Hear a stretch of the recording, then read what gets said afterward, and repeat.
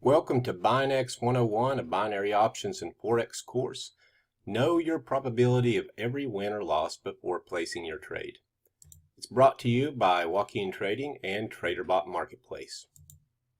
The risk of loss trading any financial instrument can be substantial. You must be aware and willing to accept those risks in order to invest. Don't trade with money you cannot afford to lose. This is neither a solicitation nor an offer to buy or sell any financial interest. No representation is being made that any account is likely to achieve profits or losses similar to the ones discussed here.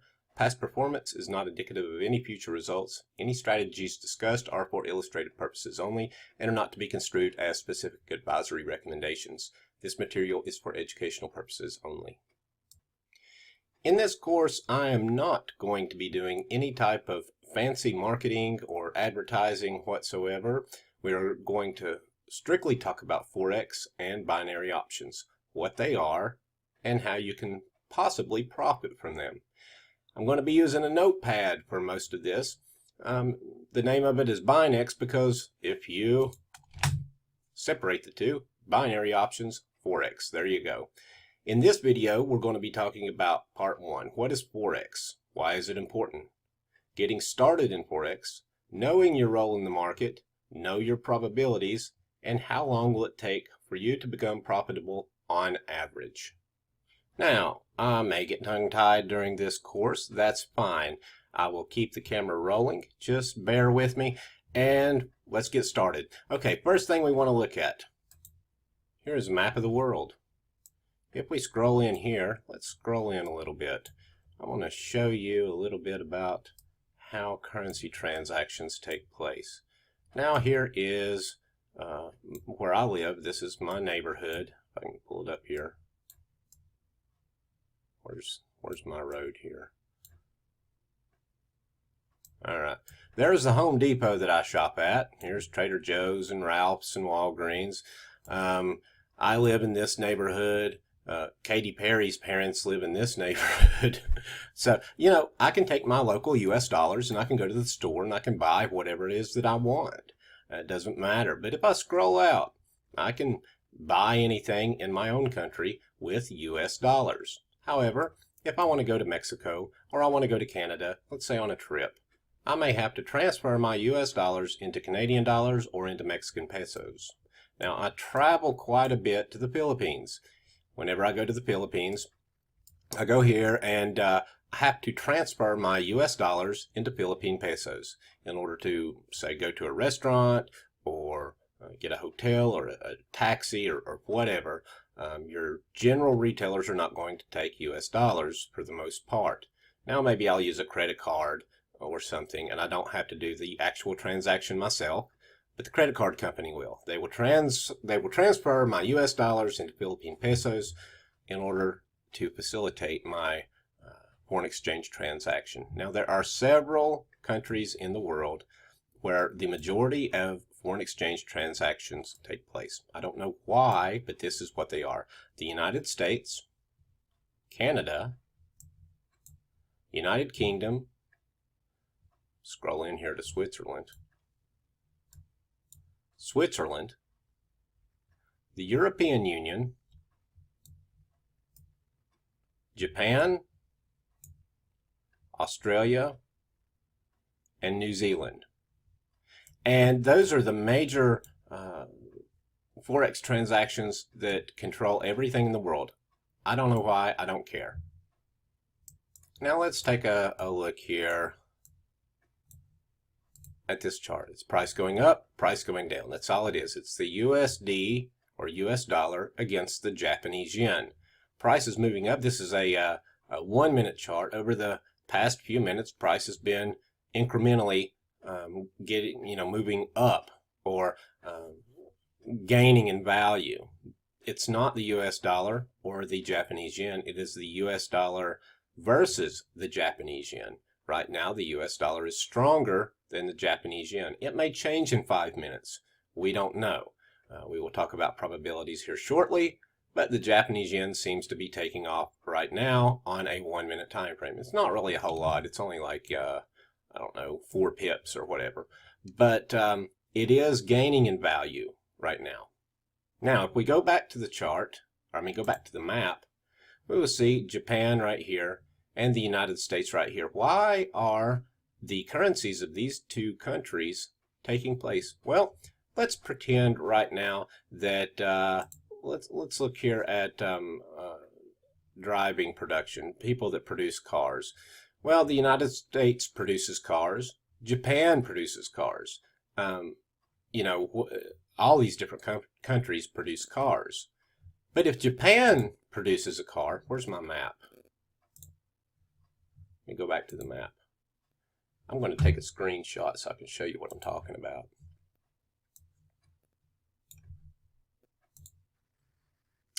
If Japan produces a car, but people in the United States want that car, and they ship it over or whatever to the United States, the company in Japan, instead of paying United States companies with Japanese yen, they have to transfer their money from Japanese yen into United States dollars. Let's say Mr. Bill whoever from Ford Motor Company doesn't want to take Japanese yen as payment. He wants to be paid in the US dollar. So the CEO from whatever ABC car company will go to a bank or doing some type of transaction to transfer the money into United States dollars to trade with them. And same thing, if a person in the United States wants to do business with a company in Japan, they're going to have to take their United States dollars, transfer them into Japanese yen, and then they can do business.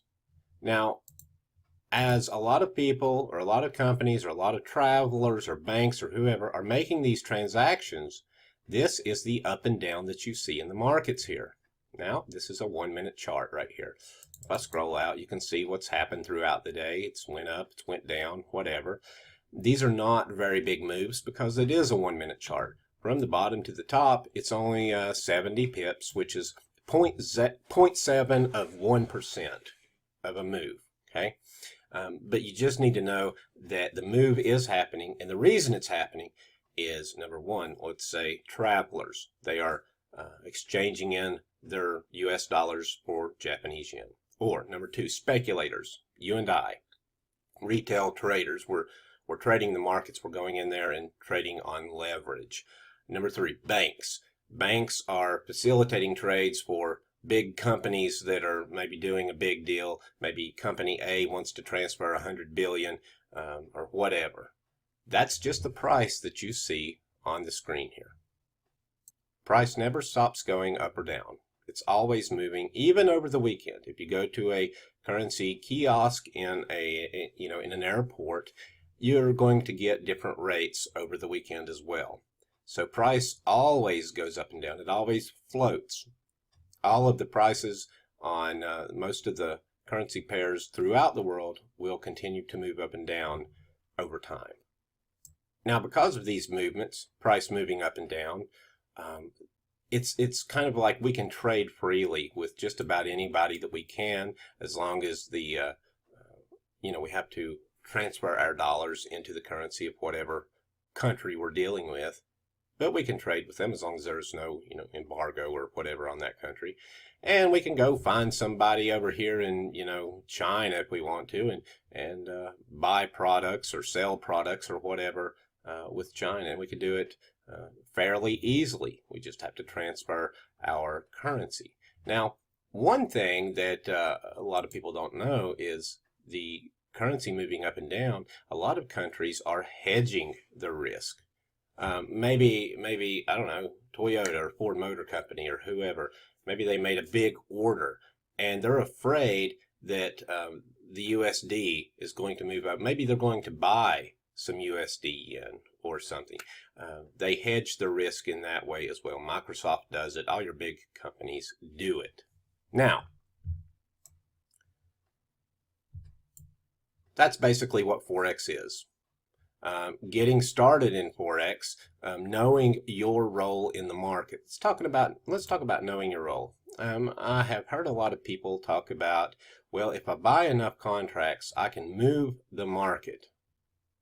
Or if I buy enough spot Forex or whatever. Well, let's go. How much money do you have in your bank account? Well, or in your trading account? Right here, what's the average bank account balance? It's right around $4,000 or $5,000.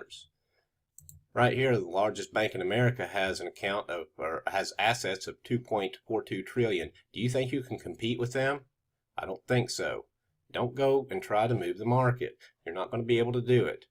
If you had a million or 100 million or $2 billion, if you had $2 billion, you might be able to move the market a pip or two, and that's about it. But the big boys, the big banks, can move the market any way that they want to. They always have, and they always will, pretty much, unless there's some type of law to stop it. Now, here's a bank, here's their assets, even smaller banks, such as, that was my phone, such as Bank of America. Here are their assets. All of these big banks control the market. They are not going to give up one penny that they don't have to, and they're going to come in here and smash you if they can. If there's no legality to keep them from smashing you and taking your money, they will take your money. So you always need to know that you are not in charge of the market. You are only in charge of your trade. You can get in and out anytime you want, but there's no way you can compete with the big boys. Before we talk about knowing your probabilities, I want to go ahead and start and talk a little bit about how long it's going to take you to become profitable. Now, what if I told you that you can become profitable in a day? Would you be excited? That's not going to happen. I'm going to go ahead and tell you right now, it's not going to happen. It's going to take you an average of 7 years. Some people it takes 5, some people it takes longer. The average is 7 from every type of research that I have ever done. Now, some people think they can come in here to the market and be profitable in a week. I say bull crap, that's not going to happen in the vast majority of circumstances. Now you look right here. Nobody ever thinks twice about this. You got a lawyer here and a doctor here. Well, how many years of school does it take a doctor to become profitable? Well, or a doctor to become a doctor. They've got to go through 4 years of college, 4 years of medical school, and then 3 to 8 more years of residency before they can even become, their own doctor. You look at a lawyer. A lawyer, it takes 7 to 8 years to become a lawyer. They're going to go to college, and then they'll have to go to law school for 3 or 4 years. So nobody ever thinks twice about that. It's like, that's the industry standard. But then whenever I talk about taking 7 years to become a trader, they're like, you're full of it. I'm sorry. No, I'm not. Why is it that most of your professions, it takes several years to become proficient in it, but then when it comes to trading, people think they can come in here and take money away from the big banks and away from people that's been doing this for 20 years with, a week of training. It's not going to happen in the vast majority of circumstances. However, there's a guy named Jerry who is a natural, and he took a $500 account into like $10,000. He was a client of mine, and he did it in like, I don't know, a couple of months. That's not normal. It can happen, but in most circumstances, it will not happen. Now, right here, know your probabilities. Let me ask you this. What is the probability that this trade will continue to rise? Can you tell me that right now? What's the probability that it's going to fall? Why would you want to get into a trade and go long? Or why would you want to get into this trade and go short? Can you base it on anything? I can look right here on my chart. This is just something I use, and I can see my probabilities for every single trade. I can see the expiry times. I can see the strike lines. I can see everything about that trade in a split second and know what my probability is for an outcome of the trade every single time before I place any trade whatsoever. You need to know your probabilities before you place any trade whatsoever. Now, this is a tool of TraderBot Marketplace. However, I'm going to teach you how to know these probabilities without using any of our tools whatsoever. I'm going to show you how to do it on your own so that you can open up a trading platform tomorrow and you can know these probabilities as well. Okay, we're going to get into that. So this is video number 1, just kind of getting started, telling you what you're going to learn about. I'm looking forward to completing this course. It might take a few weeks to finish, but by the end of the video, I'm going to give you strategies. I'm going to show you how you can do it on your own without any indicators whatsoever. I want to teach you about the joys of auto trading, which you can also do on your own. We're going to go over just about everything between Forex and binary options that you could possibly need to know. So I'm looking forward to it. These videos are just going to be kind of thrown together. I'm just going to show you what I see and what I know, and show you what the way that I trade and the way that we're going to get into. I'll show you, statement accounts, and I'll show you trade examples.